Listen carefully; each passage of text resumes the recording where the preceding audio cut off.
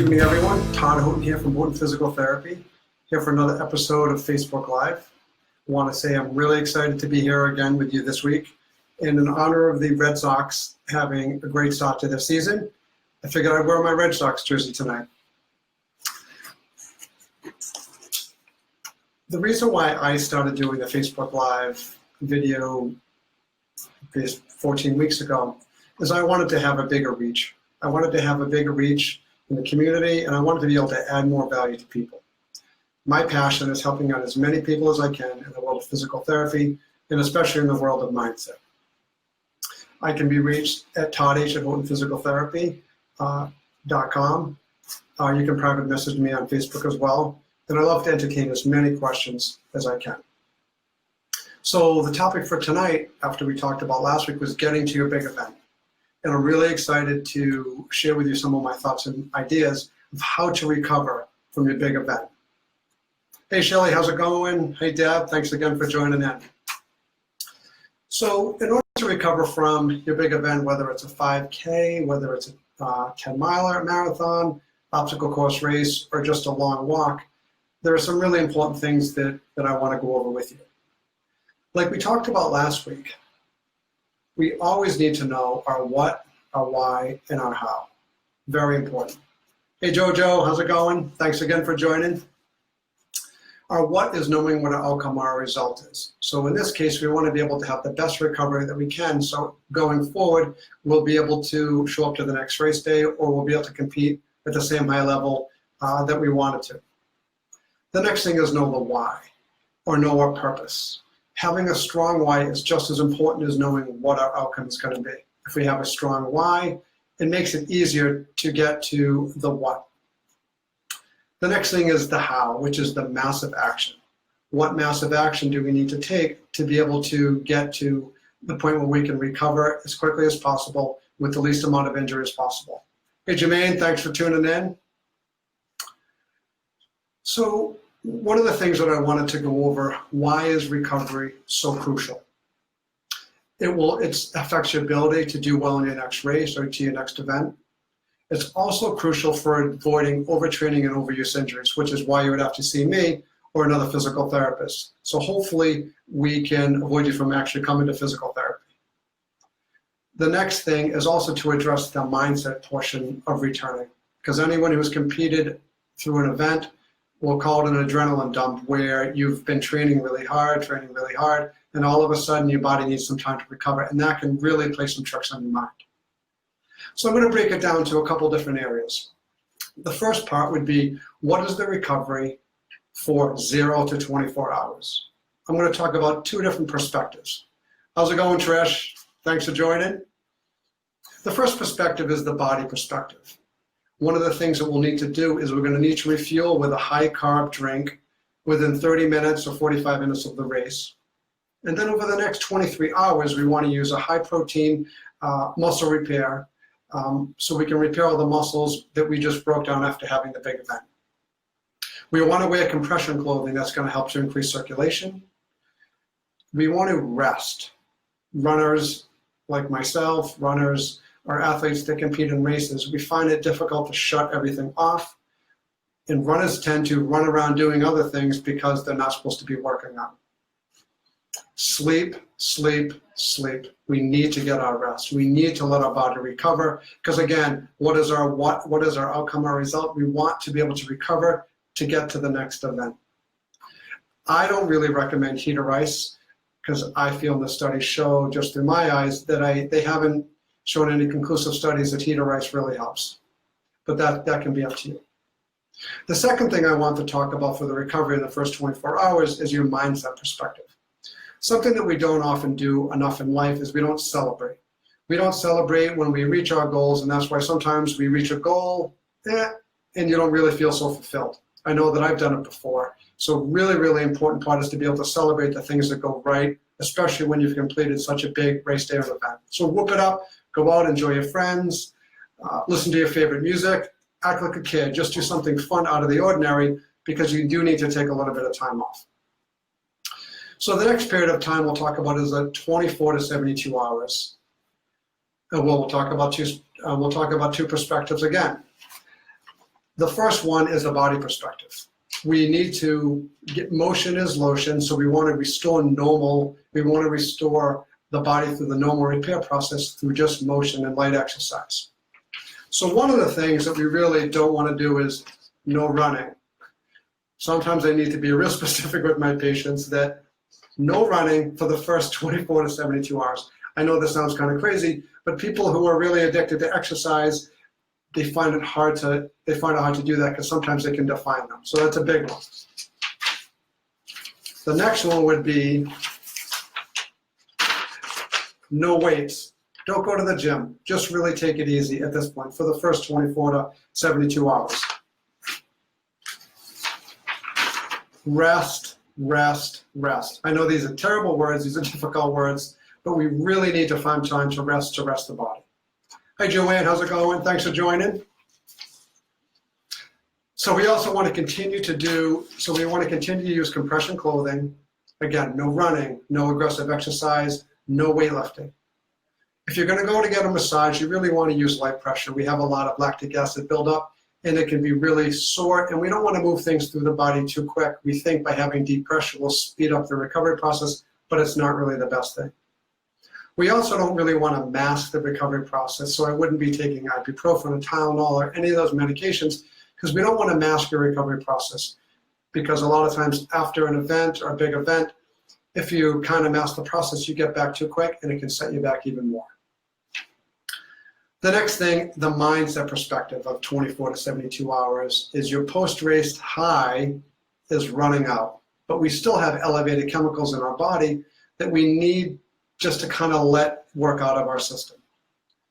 This is a really good, important time to debrief, to take a look at your race. Some people, myself included, who are really competitive, want to know how can we do better next time? What could we have done different?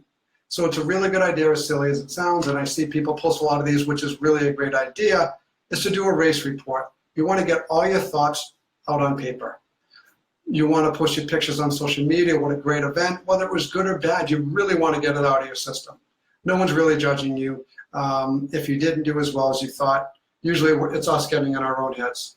So it's important to fully process the event. I can't say how crucial this is, rather than trying to block out the negative thoughts or negative feelings that we all have. We want to, if we block out the negative feelings, we will internalize on a subconscious level that is kind of detrimental to going forward in the future. So we want to analyze what went wrong, make the adjustments, move on, and then just put it in the past. The next part is 3 to 7 days. Going with the body perspective first is we want to have, so initially on day 3, I should have put this one up before. From day 3 to 7, hydration, nutrition, mobility, and also light exercise. That's okay to stop moving because, again, the normal process, we want things to move. So what does that mean? We're going to go back again. Day 3 means no running. When I say 3 to 7, realize that it's a range. I know it's silly, but super important, no running. And guess what else? Is no weights. Day 3, no weights. And also, again, we want to rest, rest, rest. Super important. I know I'm kind of redundant, but if I tell my patients, okay, day 3 to 7, you can start to do things. Day 3, they're right on it. The body hasn't had a chance to recover. It also depends on the length of your race. It depends, like the longer the race, the longer the recovery. Hey, Craig, how's it going? Thanks for joining. The longer the race, the longer recovery. If you're going to do an Ironman, a month recovery is really good. I know that sounds like a lot of time, like, oh my God, I have to take a month off. Very important. This is when the body starts to let itself down a little bit. And what happens is the build-up fatigue that's built up for so long that you've worked through for you getting ready for your race, your event, sets in. When the fatigue sets in, listen to your body. Rest. You just need to go with it. This is where we want to stick with light activity. Swimming, light walks, take your dog for a walk, go for a light hike. We want to let your body at this point start to return to normal hormonal balance, which is very, very important. Again, the next part of day 3 to 7 is the mind perspective. We're still stimulating, but the neurochemicals are starting to decline a little bit. So it's important. We cannot get a tough workout in. This is not an option. No tough workouts still at this point. This is when we want to start to get the body moving a little bit. Again, motion is lotion, which is it's going to help us move forward. This is a great time, again, for the mindset perspective to, you want to identify as an athlete, you want to look at your races, you want to plan the next event, and you want to start to set new goals. And again, the what, the why, the how that we talked about before, setting new goals. You want to really take a look, how did you feel after your race? Part of your race report is, or part of your event report is looking at your training regimen. Was it good? Do you need to talk to another coach? Do you need to get another expert? Do you need to do some more homework? Many things. And this is a really good time to think about, if you didn't do it before, is we want to add rest to your training program. And it sounds really crazy and far-fetched, but if it's part of our training program, we've already worked it in through the whole training process. When it gets to this point of D3 to 7, it's okay. Mentally, you're letting your body actually take control, and you're listening to your body. And so again, rest is super important. The next part is day 7 to 21. From the body perspective, the hormones are returning to baseline. It's a good time to start and introduce some intensity to your workout, because you can't train if you're injured, which is very important. Cross training is a low risk approach, and that's why I like to do triathlons, because when I run, bike, and swim, the overuse injuries are really, really at a minimum. And by the end of this time, we should be ready, and your body should kind of be ready. You could probably start to work in some light running, some cycling, and then just pick up some intensity only as you see fit. From the mindset perspective of this point, very important, is we want to rock your goals. We want to develop a new set of goals, a new set of what, whys, and hows. Whether you want to walk faster, whether you want to run faster, there's so many different goals that we have, but whatever they are, you really want to develop a new set of goals, because we want to have something that we can go towards. And there's no rush to return to whatever you're doing. There's really no rush. And you really want to consider an unstructured, terrible word, unstructured workout plan until you're ready, because you will know when your body's ready to take the next step. From a physical therapist perspective, I'm going to look at a few different things. The first thing is I'm going to look at the fuel. I'm going to look at your hydration. We need to really, really hydrate, especially post-race, more than normal, because we want to work the lactic acid out. We want to work many different things out of the system that have been hanging on from the muscles that have been broken down. Really important to be on a good nutrition plan. When we're on a good nutrition plan, it's going to be the same thing: the carbs, the fats, the proteins, and you really want to have good fuel recovery after the workout. In the strength training portion, I recommend focusing more on the mobility piece. You could do some light weights a few weeks out, some light weights just to get the body back in, as long as your body is well rested.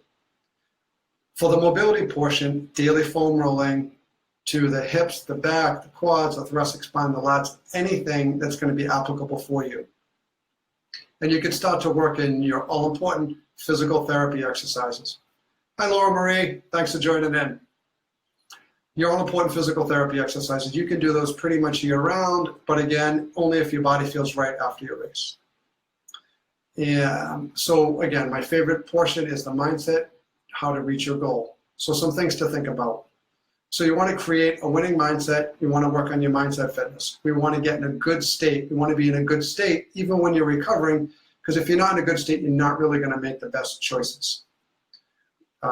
We always will receive our musts, so make this a must part, especially if you have a vision of where you want to go in the future. So this needs to be a must and not a should. And again, you're a role model for your friends and your family. If your friends or your family see that you're racing and you're making smart decisions, they're likely going to follow what you do. Only 1 to 2% chance to change to reach your goals or to increase your performance. Not a lot. Hopefully that was helpful. So we have a couple questions. If anyone wants to write in too, we can take some questions from anyone who's watching right now. The first question of the night is, I want to get a deep tissue massage after my Spartan race. Is that a good idea? Like I said earlier in the broadcast, I really believe that soft tissue massage a few days out, 24 to 72 hours or any time after that, is a great idea. but I would not recommend a deep tissue massage. There can be a lot of damage depending on your race, a lot of damage in the muscles and the tendons, and we don't really want to irritate things and cause more inflammation at this point. So go to an experienced massage therapist that really knows about recovery and what pressure to work, because a lot of people would think that more pressure is better and speeds up the recovery, but that's not really necessarily what is the best thing. I have the second question. Thank you for that question. I have a steam room and hot tub at my house. When should I use it following my event? I think that probably a few days out after your event, after the initial phases of the inflammation are down, as long as you're feeling good, your heart, your lungs are good, you're not feeling dizzy, you're not feeling nauseous, because it would be helpful to get all those toxins out of your body, but only when you're feeling good. So that could be a good idea, but I would really limit it just to a few minutes at a time, see how your body responds, and then maybe try it the next day. Hi, Yvette. How's it going? Thanks for joining. Great question. Very, very good question. The next question, what is the best thing to speed up my recovery after my race? That's a really good question. So I'm going to say rest, rest, rest, especially the first few days afterwards. Resting is really going to be important. Your body is going to let you know and give you the best information that you need. Hydration, nutrition, mobility, and light exercise. That is really what's going to speed you up. I'm a big fan of motion. Motion is lotion. I'm also a big fan of just continuing just to do your light exercise and your light routines just to keep you in the right mindset. And there's no reason really to completely stop everything. When your body's ready, it will let you know when you can join back in. It's a great question. The next question is, my knees are really sore 2 weeks after my event. When can I start running? That's a really, really good question. If your knees are really sore after the event, I would take a look from a physical therapist perspective. Through my eyes, why were they sore? Were they sore before the event? If they were sore before the event, then I would really be cautious. If they're just sore after the event and you really had no knee issues before, I would try doing, I wouldn't be working through the knee soreness. That's just your body telling you that you really need to pay attention to make sure that you're not going to overdo it, because we don't want overtraining or overuse injuries, and we don't want to hurt yourself further, because then you're going to come see me or another physical therapist in your area.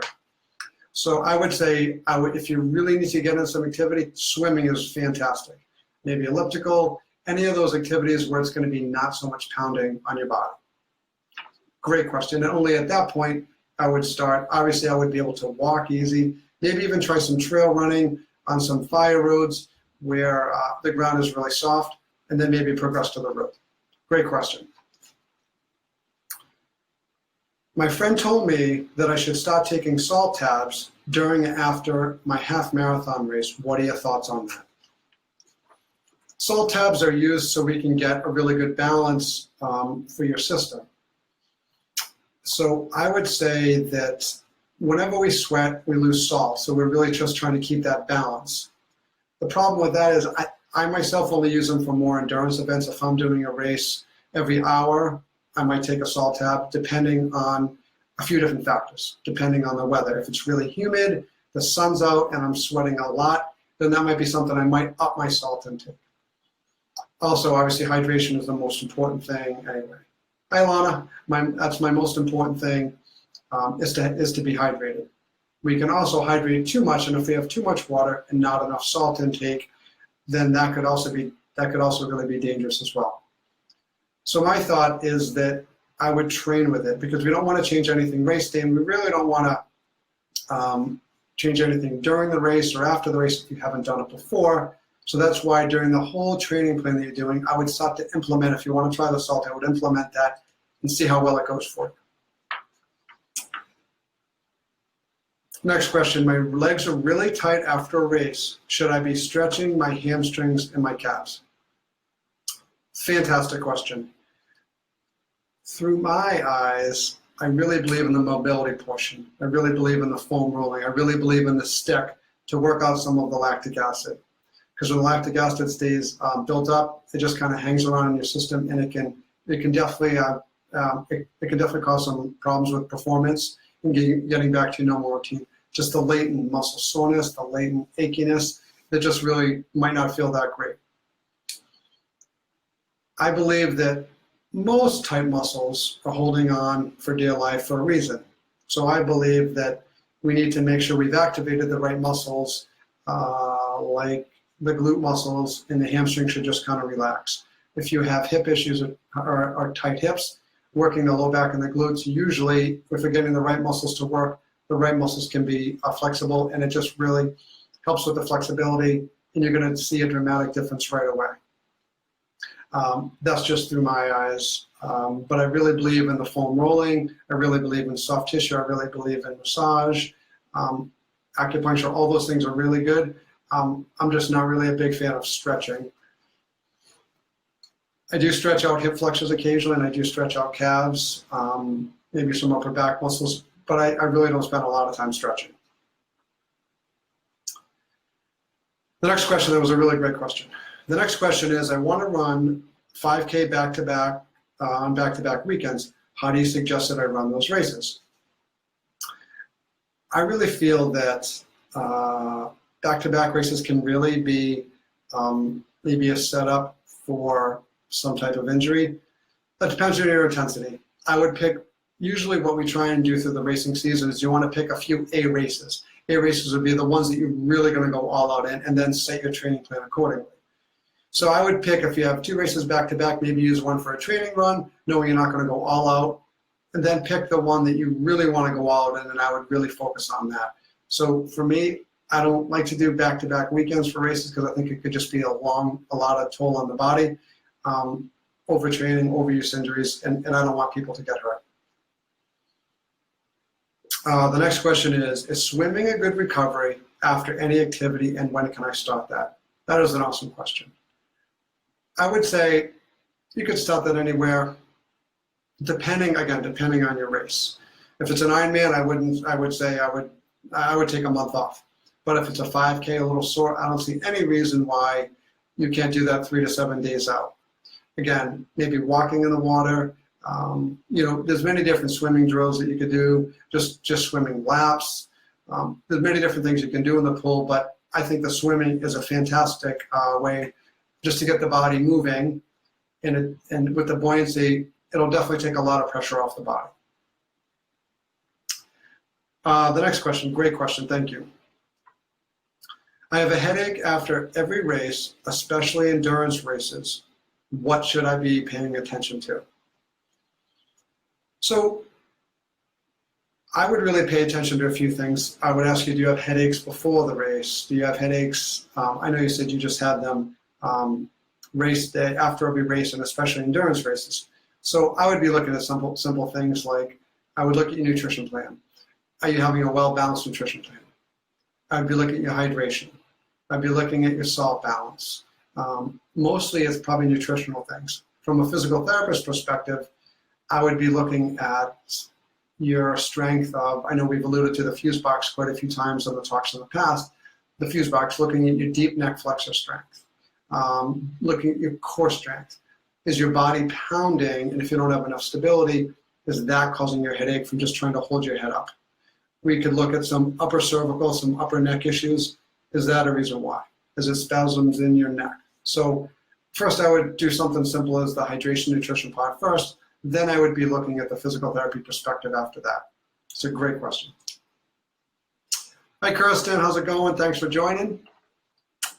Lana, we have a question. After my 50-mile walk, how many days should I wait to start my normal walking 5 miles a day? I don't know, I assume it's probably 50 miles over 2 to 3 days. I would probably, at the minimum, I would probably take a week off, 3 to 7 days of really walking back at that. But again, it's probably likely going to be more than that. I would try doing some of the things that we talked about after a 50-mile walk. That's a significant amount of walking. The things that I'd be working on, and I would be looking at your compression, making sure you wear compression clothing over your calves, over your legs. Make sure you're getting enough rest. Make sure you're hydrated enough. Make sure you have a good nutrition plan, and getting plenty of sleep and rest. and then see, how does your body feel? I probably wouldn't be jumping up to 5 miles a day. I would do some light exercise, some swimming, some light walking, and then kind of see how your body feels. Maybe take a day off in between each walk and kind of ramp up accordingly. That's a great question. Thank you.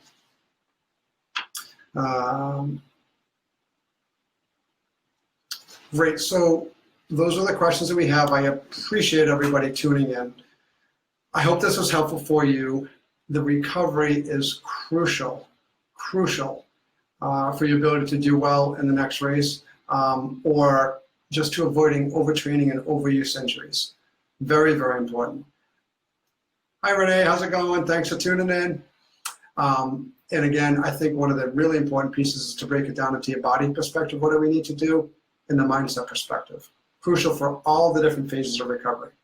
So if you can do all these things, or some of them, or most of them, ideally, you can avoid coming to see me in physical therapy for an issue. But most importantly, you will be ready to win the day of recovery. So I'm looking forward to seeing you guys next week. Thanks again for tuning in. I can be reached at todd@HoughtonPhysicalTherapy.com. Have a great night.